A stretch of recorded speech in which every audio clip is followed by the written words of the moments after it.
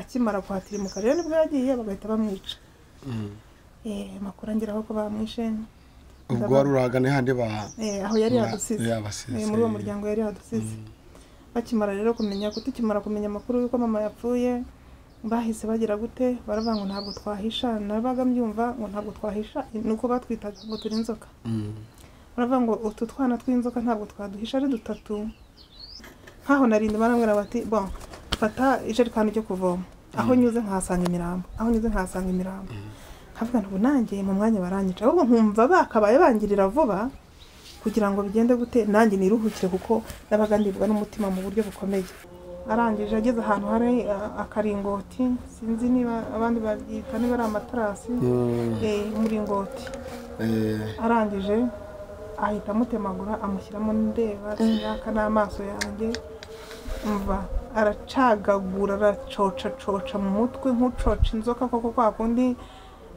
iyo ufashe inzoka nyine utayibabarira iravuga ati nkongiya birangira mu gihe aramucoca ibyo bintu byarambabaje mu buryo bukomeye ubwo ntabwo nyambyibagirwa ndabyibuka sinzi umuntu wankumvise ikintu mu bitugu na n'ubu ntabwo iyo mvune njya nyigira uruntu nyine ntazi urwari ari urunyundo yankubise niba ari uruki gusa yarankumvise nanjye ngo nubitsinda mu bitugu nanjye hari rwajyaga kumpitana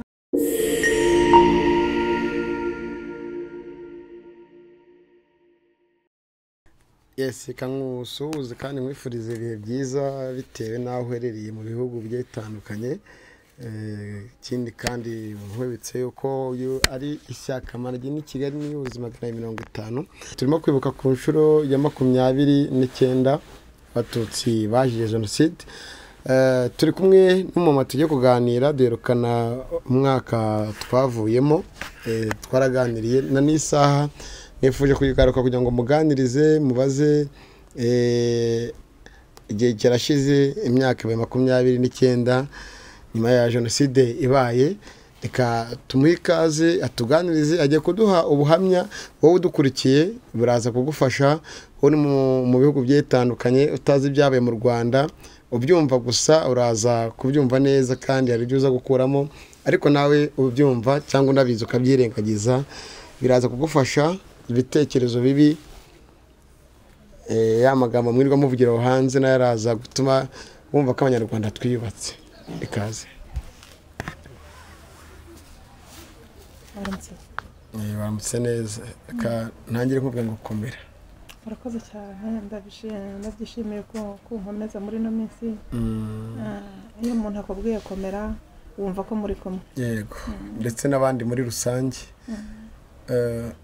Umungu aka kanya hari abari mu nzu zabo bitewe n'impamvu banze gusohoka, hari abibuka kaniyubaka, ariko nanone muri kino gihe iyo tugeze muri kino gihe nkatwe turi kiri batoya bitewe n'ibyo twirirwa twumva ku maradiyo cyangwa n'ibyo twabonye, hari ubyibukaga nk'agahinda, ariko impamvu ngwe ngo komera nuko ikintu cyambere ubuzima. Yego. Tuje kuganira n'ubuhamya ugiye kuduha, turanya ngo dusangize jenoside yabaye muri 1994 bundi ijya gutangira cyangwa waruri. Nari ndi mu karere ka Gisagara mu majyepfo. Mu majyepfo y'u Rwanda. Tuganirire. Jenoside yakorewe Abatutsi yabaye ndi umwana, ariko ntabwo nakambakambaga, nari nkutsemo gake gake. Rero byose nari nk'umwangavu cyangwa nsatiriye ubwangavu kuntu nyine nkuko. Rero ntangiriye wenda ku mbere ya jenoside ho gatoya itaraba. Hari ikintu cyitwa n'ubusanzwe kurwanya Abatutsi cyane, nibuka niga primaire kuntu bajyaga batubwira bati rero mugende mubaze ababyeyi banyu. Nkanjye bakaza kambwira bati umwarimu akaza kambwira ati umuriza Karama ati ubaze mama wawe cyangwa papa wawe ubwoko bwawe. Tukagenda tukabibabaza, hanyuma ejo twasubira ku ishuri ati bakubwiye ko ubwoko bwawe ari ubuhe, tukabuvuga ntabwo twari tuzi ikintu byari bigamije muri make. Yego. Ikigaragara rero nuko mbese jenoside bigaragara ko yari yarateguwe ubundi ubu ngubu tuvugana umunyarwanda n'umunyarwanda. Icyo gihe rero niba barabazaga umuntu ubwoko bwiwe ubwo ari bwo, undi nawe ubwoko bwiwe ubwo ari bwo, ibyo byose urumva ko bateguraga amacakubiri. Siko biriya byari bimeze. Yego. Noneho rero ibyo nyine tubibamo, hakagenda haba n'ikintu cyo kugenda baduheza ku bintu bimwe ndetse n'ibindi, ukuntu nk'uko mbese ukabona aho mu kigo ho mwigaga aribyo babahezagamo. Ukabona mbese uretse ko wenda nari umwana utanitaye ku bintu ubundi genda ari umutesi, ari umwana w'umutesi cyane nyine, nuko nyine byari byarangendekeye. Hari ibintu bimwe n'ibindi sinabaga mbyitayeho, ntabwo nari nshize amanga ku buryo nashoboraga kuushishoza cyane ngo menye ibintu icyo bigamije. Ubwo ngubwo bakadufata gutyo, ndetse n'abana ugasanga rimwe na rimwe harabikubwira ko ubwo ati wagatutsi we, ibintu nk'ibyo utwagiraga abantu b'abana nyine babaga bafite taye ntoya, ukumva nka mugenzi we bigana mu ishuri ngo genda wagatutsi we, bitewe n'ibyo bumvaga iwabo baganira. Bigaragara ko abana babaga babikuye hehe mu miryango yabo. Ubwo rero reka dutambuke tugere ku cya jenoside. Urumva ko umaze kumva ko mbere na mbere hagiye habaho ibintu byitotezwa mu buryo abantu batari basobanukiwemo, ariko harimo n'ababashaka kubibona cyane cyane abantu bakuru. Yego. Rero ahantu nari ndi mu karere ka Gisagara, uri mu majyepfo y'u Rwanda. Mu majyepfo y'u Rwanda, hari mu cyahoze ari komine Muganza, segiteri yari Dahwe. Habaye ibintu bikomeye cyane, rwari urugamba ntabwo byari byoroshye.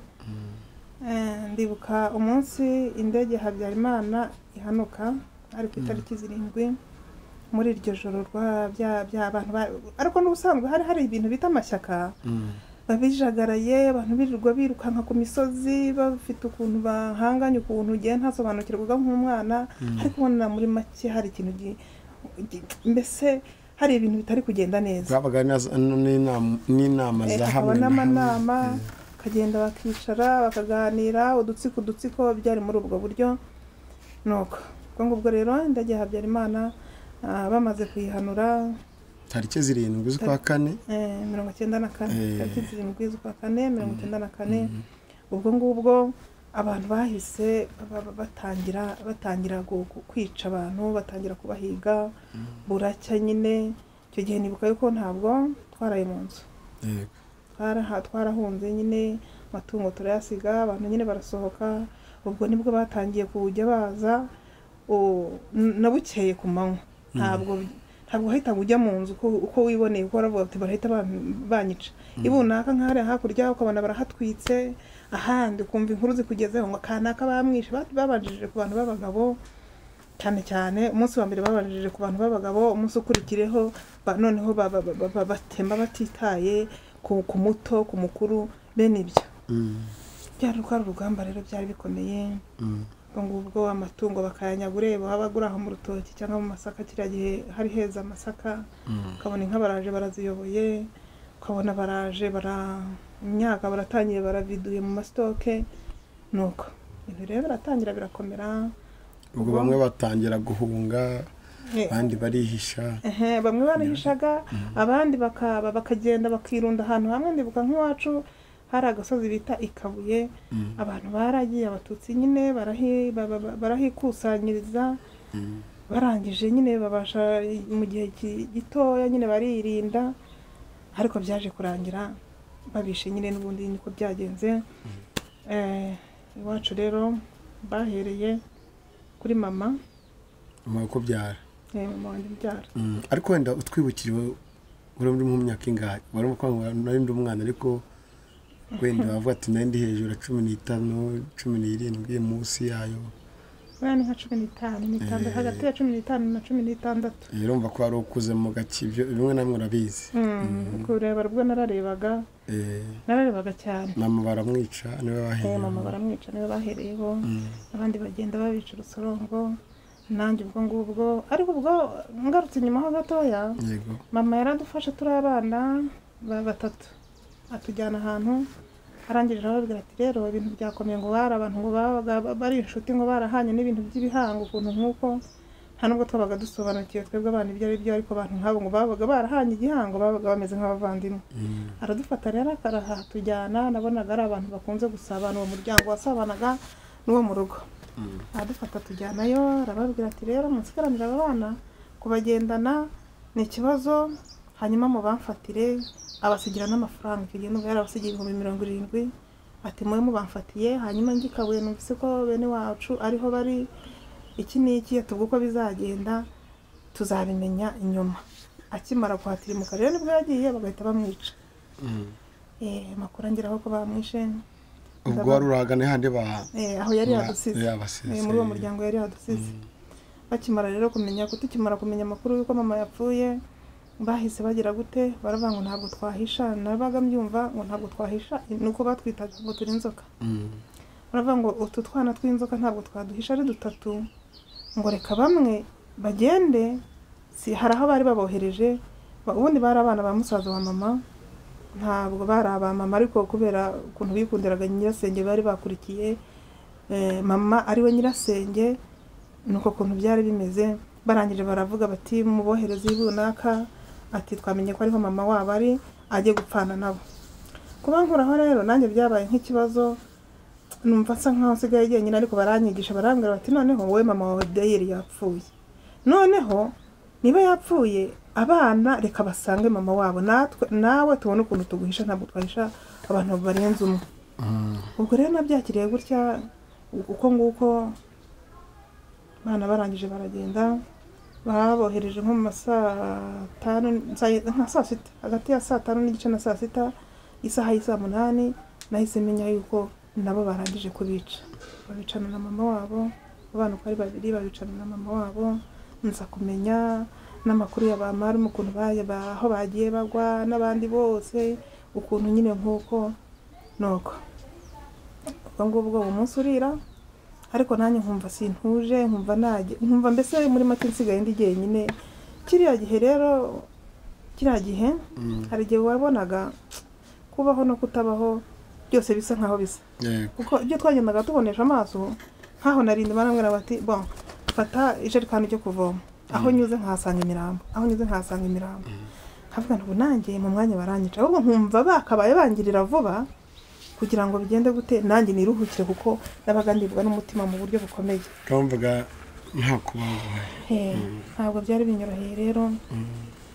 Ubwo ikintu cyaje kumbabaza cyane, wenda abatarapfiriyeho narebaga, abatarapfiriyeho narebaga, ufite ukuntu ubitekereza. Rimwe na rimwe hariho n'igihe nageragaho nkatekereza nibura wabona bakiriho, abo numvise inkuru zabo. Rero abo niboneye baje kuzana umuhungu wacu umwe, igihe kimwe ari ku mugoroba yaje kwaka amazi aho hantu nyine narindi, aza baramutemye hano ku ijosi. Yego. Hari igisebe kinini cyane koko.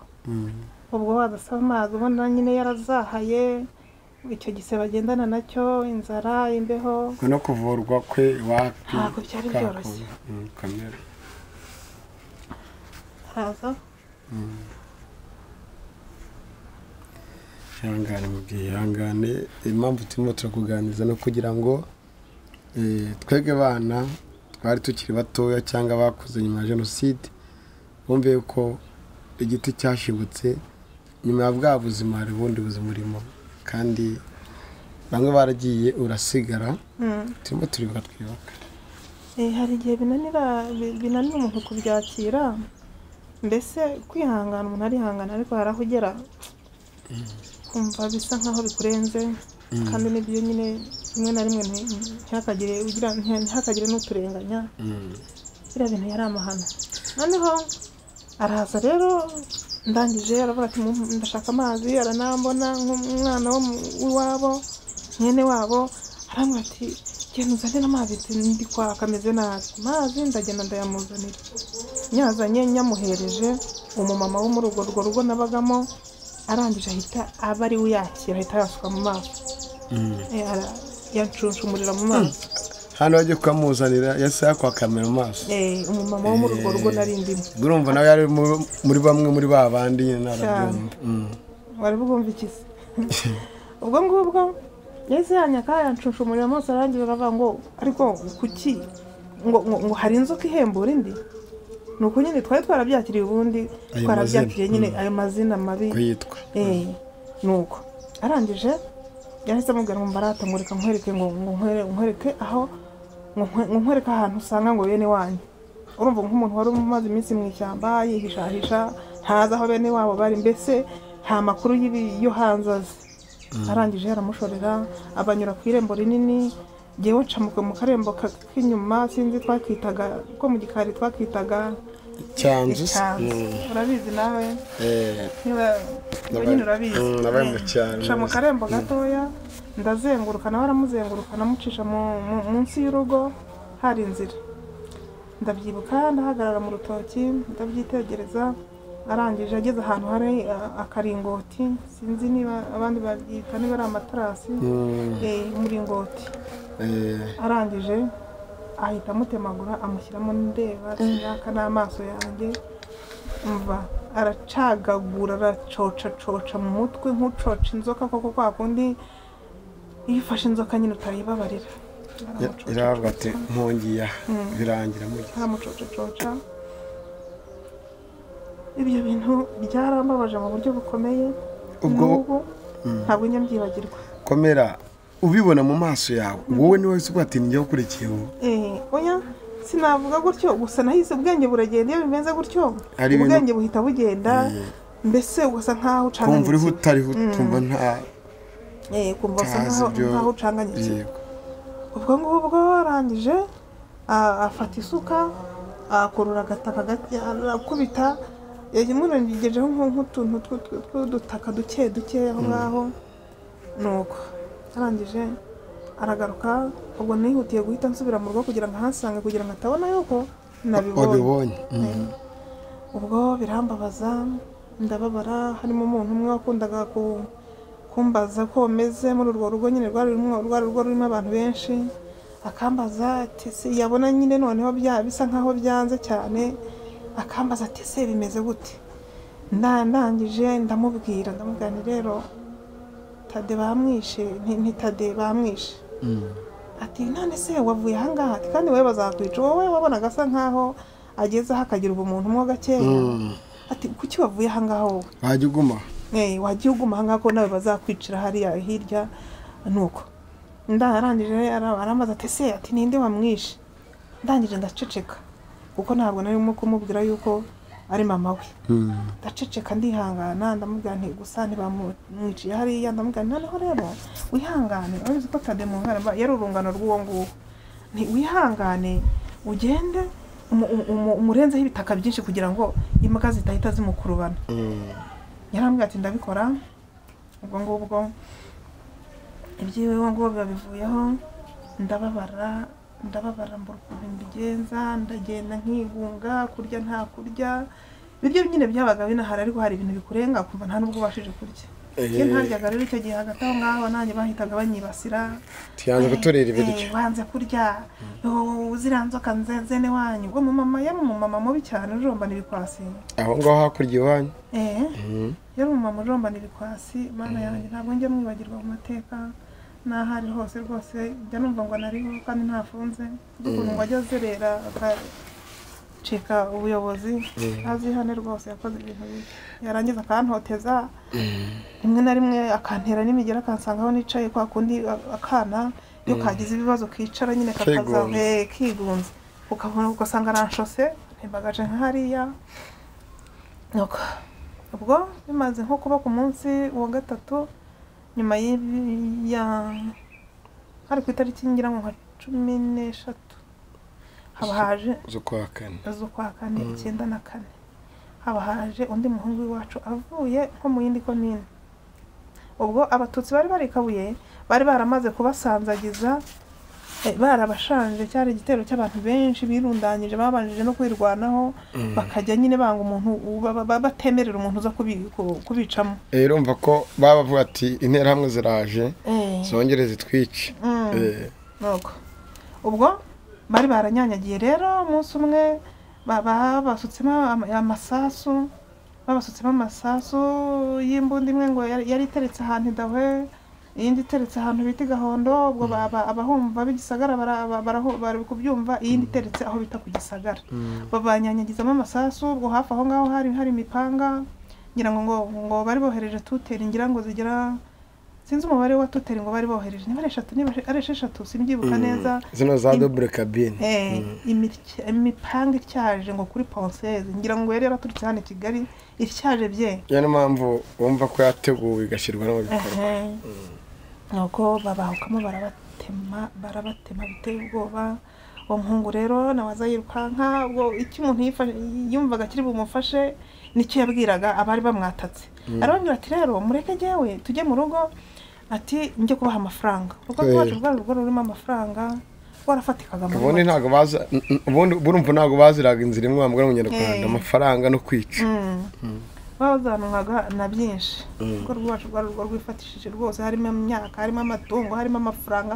Kubibabwira rero babyumvaga vuba, bashobora no kumutsinda aho bamufatiye, ariko kubera ko bari bazi ko yazikambajijishe tugende mu rugo mbahibi. Oya byari binahari, bo bahitaga babyumva kuko nta nubwo babaga ari abakure, babaga ari abantu baho babo hafi, bazi ngo urugo rwo kwanda kanaka rurimo bifatika. Yego.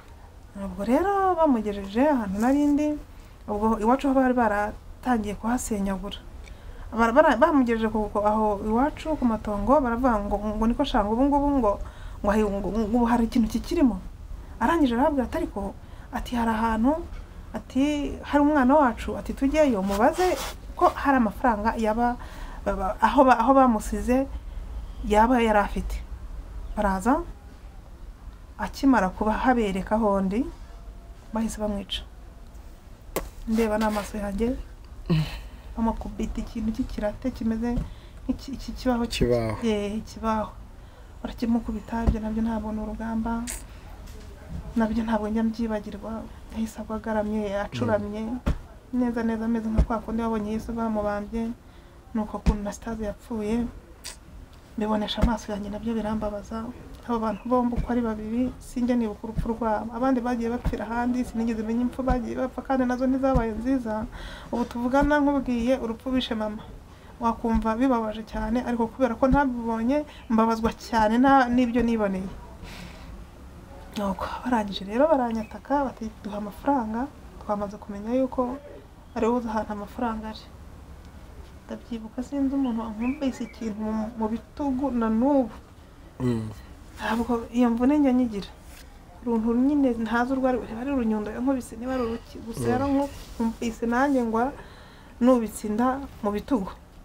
Nanjye hari rwajyaga kumpitana. Nagusanze wawe. Yego. Nuko barangije rero baranshorera, tujya aho ngaho mu matongo. Amafaranga bari baragiye bayatsimba ahantu mu Kikoni. Inzu nini bari barayishanye nyine baheraga kubifatika, ariko igikoni ntabwo bari baragishenye, bari bataragisenya, bakuye n'inyana, ibintu by'amatungo byarimo n'ibintu byari bihunitse, ariko bari batarahasenya. Amafaranga ndagenda ndacukura ndayabahada. Ninde rero barabitsemo? Ni mu rugo n'ababyeyi. Abagiye kwahisha. Baravuga ati wenda niturokoka tuzakura. Ni muri ubwo buryo. Amafaranga rero ndayataburura, ndangije ndayabaha. Bamwe bati tumwice, abandi bati oya, ati mumwihorere. Ubwo bavugaga ibintu bashatse, bati makihorera kangaka, ati mu minsi izaza tuzakahindura, tuzakagira umugore. Abandi bati buriya mureko mwagiye mushaka uburyo mwazasiga, ubundi bari bazi ko bazatumara burundu, kandi ni nayo yari gahunda. Bati tukazasiga nyine akana kazajya katwibutsa izi nzoka. Nyine babivuga ukuntu bashatse, ni muri ubwo buryo babijyaho impaka, barabisiganira, ariko birangira nyine batanyishe aho hantu. Ndahava.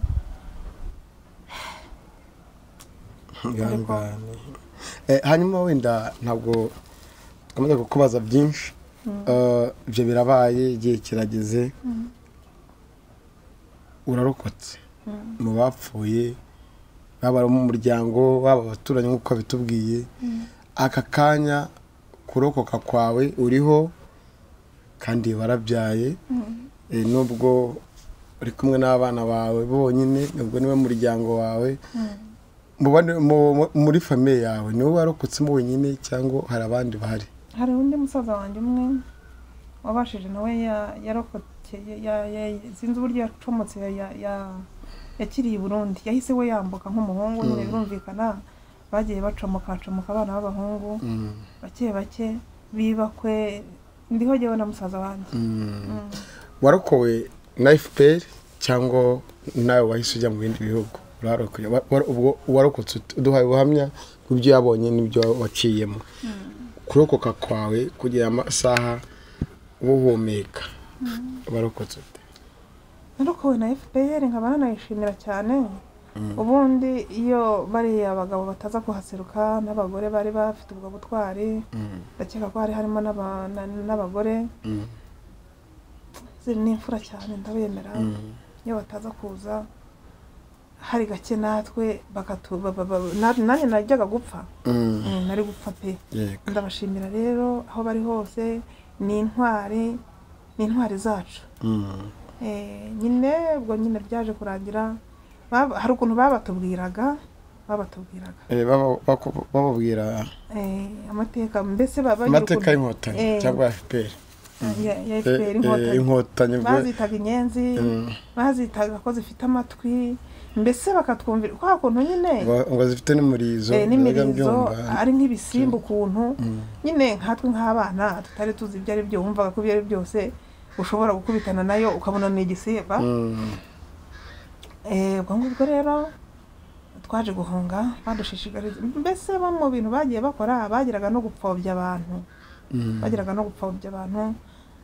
baravuga bati zigeze ku Gisagara, izindi zigeze Rwamiko, ukuntu nk'uko kwa kundi nyine bazaga batabara ku isonga. Rwamiko ndahazi. Nuko ati bandi bageze Gishubi, ukuntu nyine nk'uko bati muhunge. Ubwo noneho ukurikije nawe ukuntu bagiye babwirwa ukavuga ati none se nawe narakize imipanga, uti abo ngabo bafite amatwi, bafite imirizo, rimwe na rimwe ukikiramo ko ubwo bafite amahembe, kuko umuntu ikintu gifite umurizo kigira n'amahembe.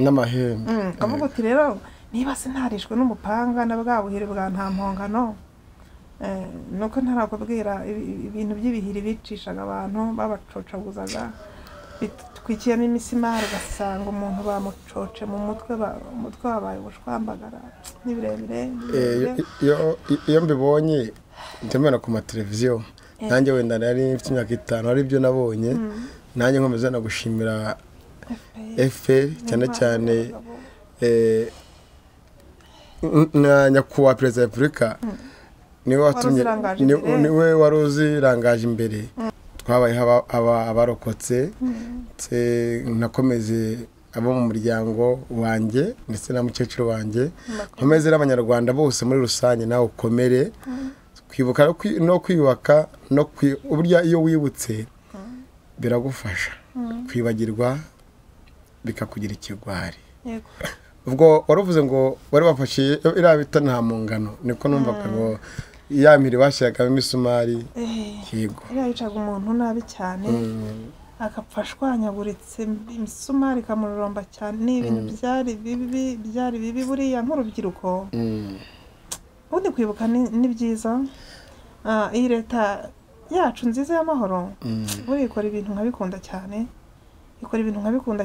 Nimugoroba nabuze nganira n'umwana wanjye nyine ari kureba ibica kuri televiziyo, arangije nyine akagenda ambaza utuntu n'utundi, nuko nkamubwira ukuntu inkotanyi zagiye ziturokora zikadukorera byiza.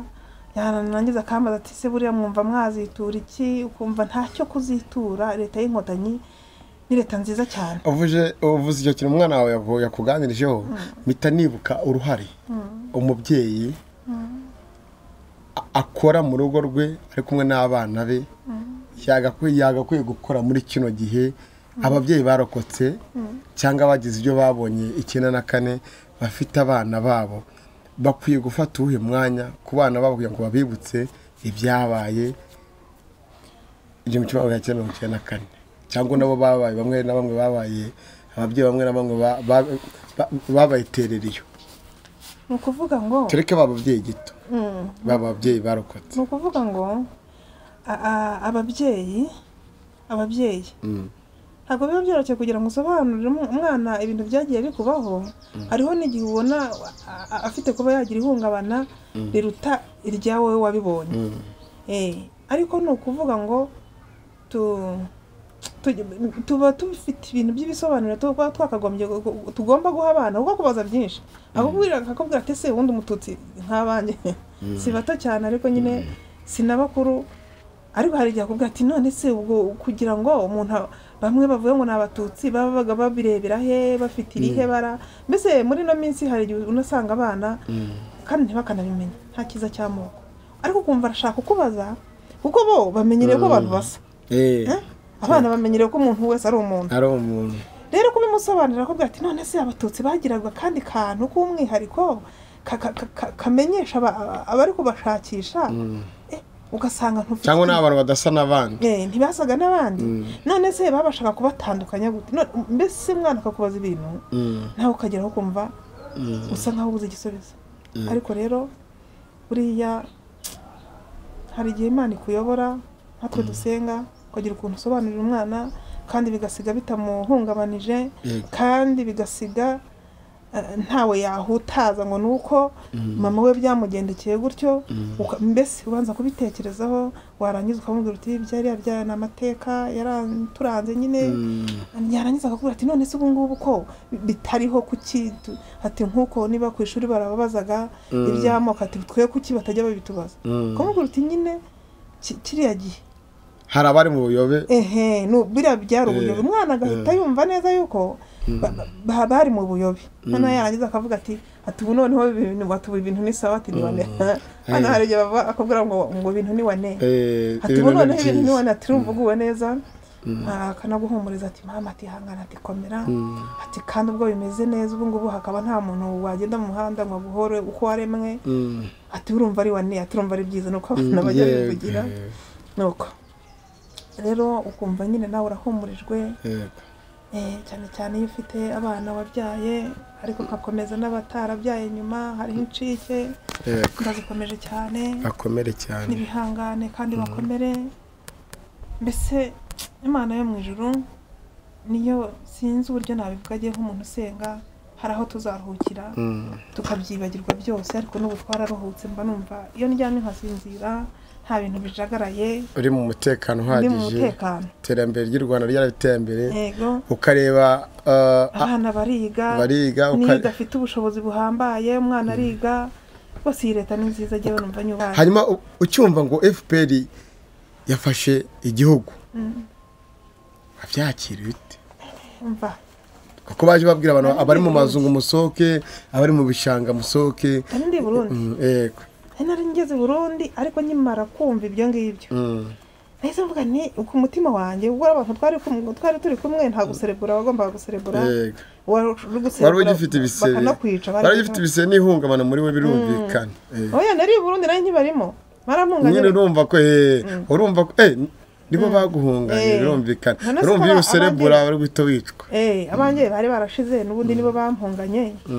Ariko rero no kumpungana ntabwo rwari urukundo bankunze, ahubwo bimwe nagiye mbona muri uwo muryango bumvaga ko ibyo ari byose hari amakuru nzatanga.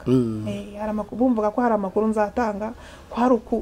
Mbese byarashobokaga hari ahantu hamwe twageze barangije bavuga bati utu twana tw'inzoka turi mu gihugu nyine cy'amahanga aho twahungiye bati uwatwica ati kwaba bari bo bazadukoraho. Ndabyibuka badushyira ku rutonde badushyira kuri liste nari uwa kabiri kuri liste. Aho rero niho nahise mpumukira ndavuga nti rero ahantu ni mpatinda gusa warumbaje kuki ukuntu nkimara kumva kw'inkotanyi zafashe igihugu. Numvise ngenguwe neza ndaserebura ntangira gupuraninga n'abantu nzaca ugaruka mu Rwanda. Ngaruka mu Rwanda ubwo babaga bashinyitse nyine badashaka umuntu wabavamo ngo ajye kuvuga amakuru y'ibyabaye. Yego.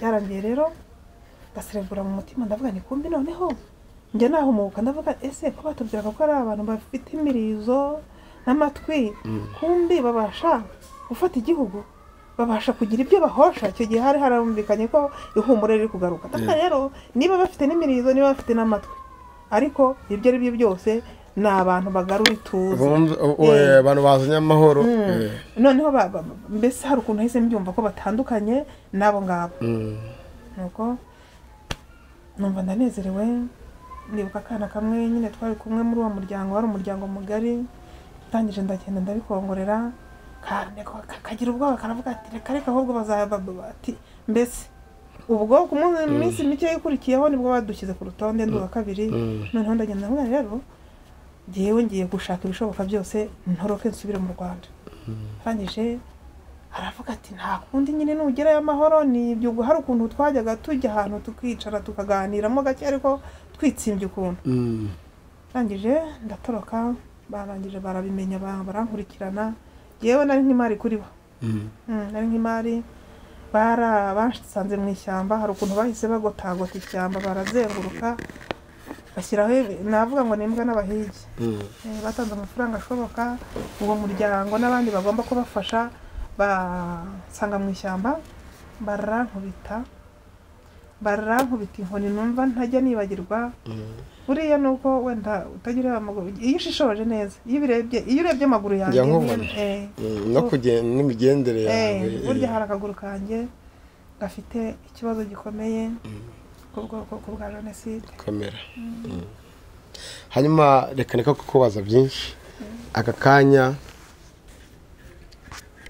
leta y'ubumwe yashyizeho ubumwe n'ubwiyunge hari abari muri gereza barimo baradukurikira muri kino kiganiro hari abari hanze y'igihugu cyane hari abari hanze y'igihugu impamvu tuvuga ngo abari muri gereza bino biganiro dukora binyura ku mbuga zitandukanye hari n'abareba televiziyo Rwanda bayireba benshi batandukanye hari n'abari mu ngo zabo cyangwa ari mu bihugu bindi bitandukanye avuga ati dore wa mama masha ndari nzi ko yapfuye aracyariho ubabonye ko ukiriho ikimwaro kiramwishe impamvu navuze ngo leta y'u Rwanda ashyizeho bijyanye n'ubumwe n'ubwiyunge umusingi umwe demokarasi n'amajyambere hari abantu bumva ko kubabagire nabi batababarira wowe ubivuga iki kuba kugire nabi yewe rero numva kubabarira ari bwo buryo bwiza uko nawe ubibohokeramo